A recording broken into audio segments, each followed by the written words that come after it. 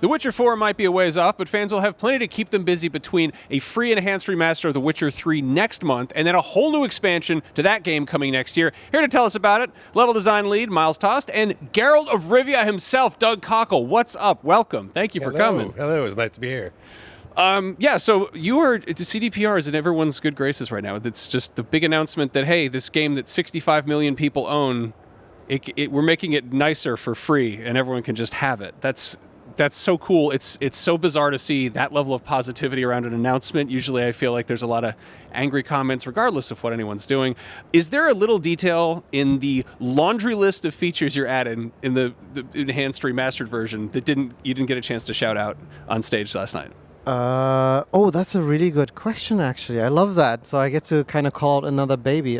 First off, I want to say, this is something we're not taking for granted, right? Like, we had some expectations for this being cool, but the response has been overwhelming. And, we have a bit of a history sort of in trying to prove our goodwill and all of that stuff. So for us, it's like moments like these are amazing. Absolutely incredible. What a privilege. And for the feature, I think one that I really like that was kind of mentioned in the trailer a bit, but I don't think we spotlighted enough is transmog. I keep saying that it would be so cool for us to now come up with our own term to fashion souls, but Witcher. Whatever that might end up being. No, that's a big one. People are definitely excited about that. Now, I honestly don't even want to spoil this. I just want to jump into that when that comes out. That's September 29th, is that right?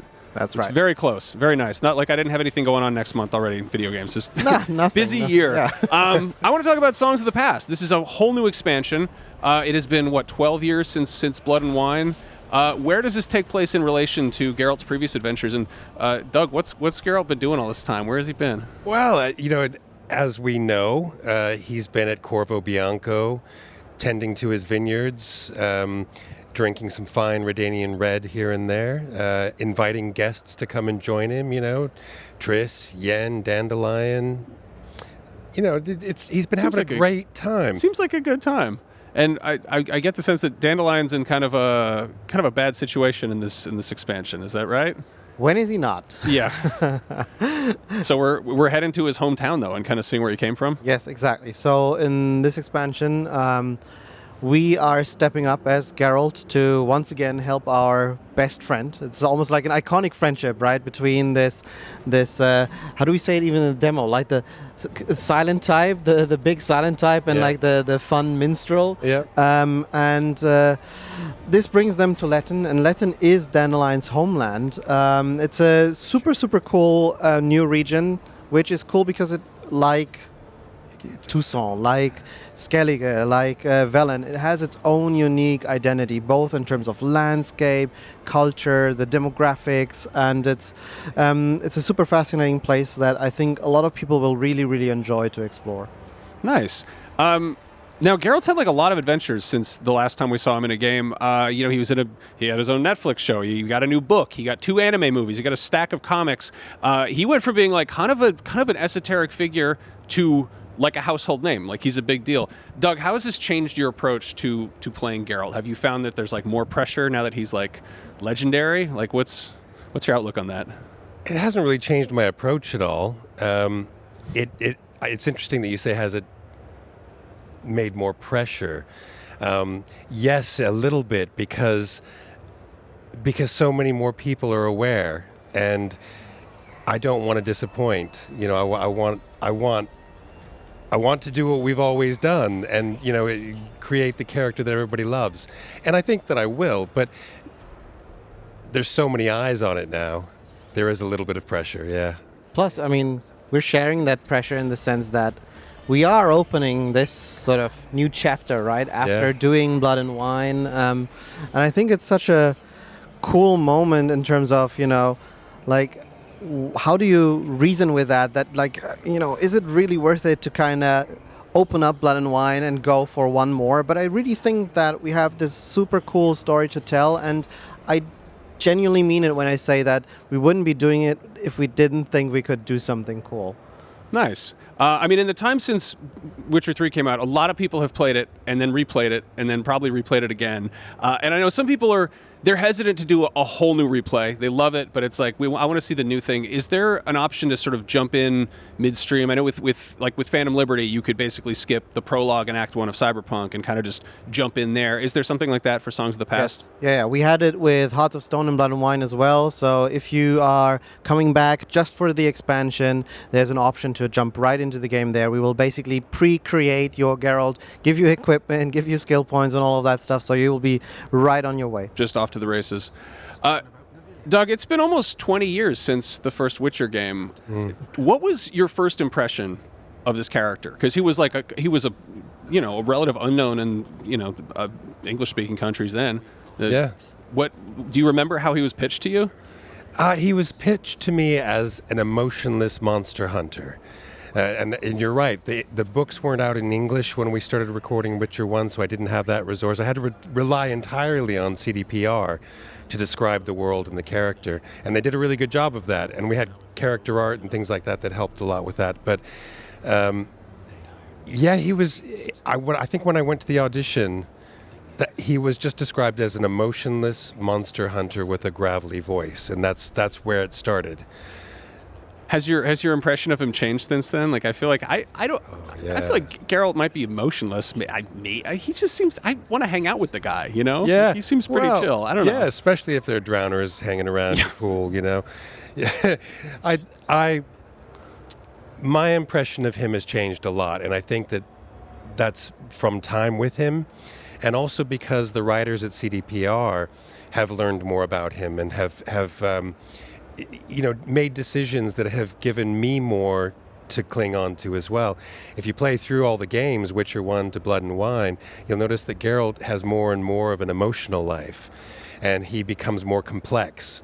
And that's really exciting. And we'll see where the next one takes us. Neat. Now, speaking of Witcher 1, he's finally getting the silver chain in the new expansion. This is a weapon that he had in the very first cutscene and in one of the very first short stories, but it's never actually been playable until now. Doug, a lot of people were looking at this and they're like, this looks like Mortal Kombat. Could you possibly give me Geralt's rendition of "Get over here"? Like, how would he deliver that in the heat of battle while like throwing that chain out? Get over here. Yes. Can we just capture that again and just put it in? I love that. Yeah. This is awesome. So having weaponry from sort of his earlier career, is there a possibility that's going to pop up again in the Witcher 1 remake that was announced in 2022? Is there anything you can say about that? That's a nice trick question.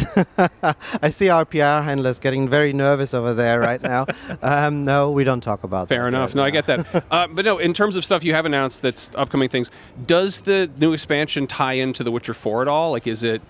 I mean, obviously, it's good to refamiliarize people with this world jumping in there, but would you see this as more of like an extension of Geralt's story, or is it almost a prologue type thing, or is it just sort of somewhere in the middle? Mm-hmm. It's definitely an extension of Geralt's story. Like, this was the initial concept that we even had like a few years ago. The idea that we want to create, or we have one more story to tell for Geralt before we pass on the torch to Ciri. And this is also how we're kind of viewing this expansion in general. It's very much Geralt front and center, and everything else we'll have to see.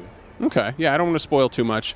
Going back to the enhanced remaster, the many features you've got in there, you know that there's changes to combat, there's changes to traversal. How do you incorporate that stuff without sort of breaking the game? Because it's all kind of, it's all a house of cards there.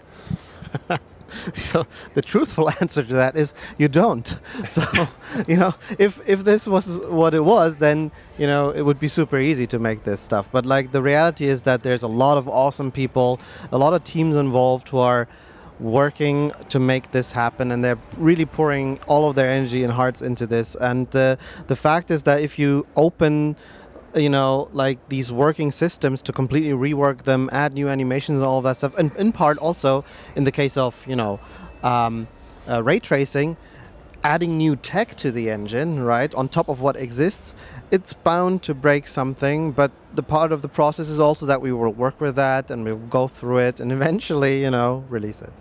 It's fascinating to see. Doug, did you do any new recording for this, or is that just for the expansion stuff? For the remaster. Remaster, yeah. No, I don't think so. I think that's all technical stuff, so that there's no new performances that I'm aware of anyways. You're keeping busy with new adventures elsewhere. Oh, yeah. I'm very excited to see this stuff come through. One last question. What's going on with the Switch 2 version? Is that happening? Is there like a Switch 2? Yeah? Yes. So we're both we're doing something super cool new for us. We're doing both BattleNet now and the Switch 2 version. And from my understanding, I'm not fully correct on this. I believe that the Switch 2 version is the upgraded version of the Switch, right? Yeah. So essentially, if you have the Switch base game version, you will get the Switch 2 version. If you have a Switch 2, right? We won't give you a Switch 2. But if you have, it's basically like with all the other versions of the game. If you have a base game version of it, you will get an upgrade for it. Yeah. And you get the upgrade if you have the physical version too, for. Yes, I think it's a download essentially. Yeah. I feel like people are so used to being skeptical about announcements. They're like, what do I have to do? And it's like you just get it. You get the thing. It's like look under your chair. It's free. Have fun. Yeah. That's what made it so fun to announce that also. Yeah. No, it's great. Thank you both so much for coming by. Doug, thank you for countless hours of I guess companionship. It's such a treat to meet Geralt in person. I didn't expect you to be such a blessing to be Geralt in person. Yeah, no, that's a thank you for pretty that, cool role. It is truly a privilege. You guys are clearly keeping very busy over at CDPR, and I'm excited to see what you do next. Songs of the Past coming to consoles and PC in 2027, but The Witcher 3 Remastered drops September 29th, and right now there's more Gamescom Studio coming up on IGN. Stick around.